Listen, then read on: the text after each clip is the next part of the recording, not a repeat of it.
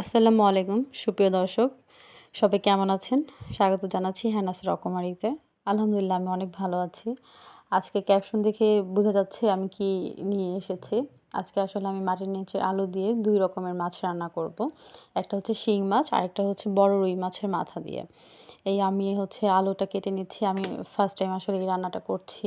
আম্মু অনেকবার রান্না করেছিল, খেয়েছিলাম। কিন্তু কখনো নিজে করি নাই। আজকে আমি নিজেই করলাম। আমি ফার্স্টে আলুটা মানে যখন কাটতে বসেছিলাম, তখন ভাবলাম যে এটা মনে হয় অনেক হার্ড। মানে এটা পরে দেখি কাটতে যেয়ে এটা একদম মানে সফট একটা জিনিস।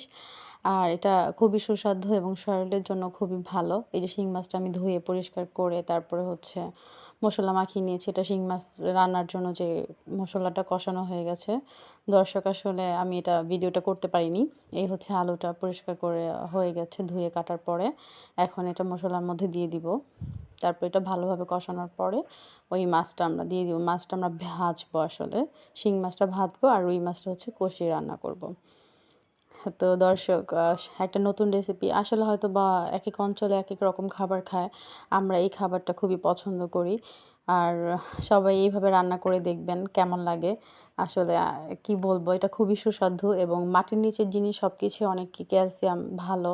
আর এই হচ্ছে রুই মাছের মাথাটা আমার আম্মু কেটে নিচ্ছে।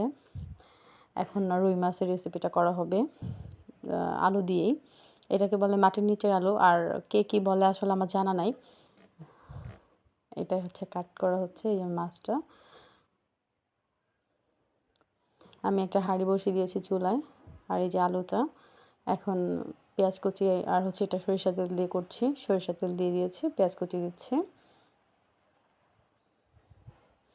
এখন একটু পেঁয়াজটা হালকা ভাজা, ভাজা হয়ে গেলে বাকি মসলাগুলো দিয়ে দিব। আমি হলুদ, মরিচ গুঁড়ো, লবণ আর হচ্ছে আদা রসুন পেস্টটা ব্যবহার করেছি। খুব বেশি যে ইনগ্রিডিয়েন্টস লাগে বা আহামরি এত কিছু না। আসলে রেগুলার যে রান্না করি সেই মসলা দিয়েই রান্না করলে এই তরকারিটা খুবই মজা হয়। দর্শক আমার রান্না প্রায় মানে একটু পানি দিব। এখন মসলাটা কষানো হয়ে যাচ্ছে প্রায়। এই পর্যায়ে আমি এখন শিং মাছটাও ভেজে ফেলেছি। শিং মাছের তরকারিটা দিয়ে দিয়েছি। এটাতে পানি দিয়ে পরে দেখাবো। এখন হচ্ছে যে আমার রুই মাছটা ধুয়ে পরিষ্কার করে নিয়েছি। এটা এখন আমি দিয়ে দিব।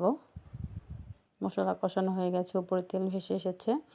এর মধ্যে আমি এখন এই মসলাটার মধ্যে এখন আমি এই যে রুই মাছের মাথাটা দিয়ে দিলাম। এখন এটা একটু কষাবো। কষানো হয়ে গেলে মাছটা আমরা উঠিয়ে রাখবো। তারপর আলুটা দিয়ে দিব। কারণ হচ্ছে মাছ এখন এর মধ্যে যদি আলুটা দিয়ে দিই তাহলে মাছগুলো ভেঙে যাবে। কাঁটা, কাঁটা লাগবে বেশি, খেতে ভালো লাগবে না। তাই এটা একটু কষানো পর্যন্ত ওয়েট করে এটাকে উঠিয়ে নিব এবং এর মধ্যে তারপর আলুটা অ্যাড করব। দর্শক সবাই আমার চ্যানেলটাকে সাবস্ক্রাইব করবেন। অনেক, অনেক ভালোবাসা দিবেন। আপনাদের ভুল ত্রুটি যদি আমার কিছু মনে হয় কমেন্টের মাধ্যমে সেগুলো জানাবেন। এই তো দর্শক আমি মাছগুলো উঠিয়ে নিয়েছি। এর মধ্যে এখন আলুগুলো দিয়ে দিচ্ছি। এই তো কষানো হয়ে গেছে। এখন পানি এড করব। এর মধ্যে একটু পানি দিয়ে জাস্ট কষাবো। কষানো হয়ে গেছে।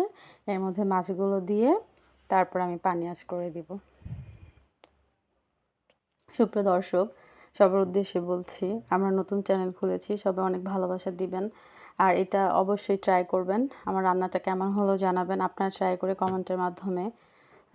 এখন শীতকাল, সবাই এই জিনিসটা পাবেন। আল্লাহ হাফেজ।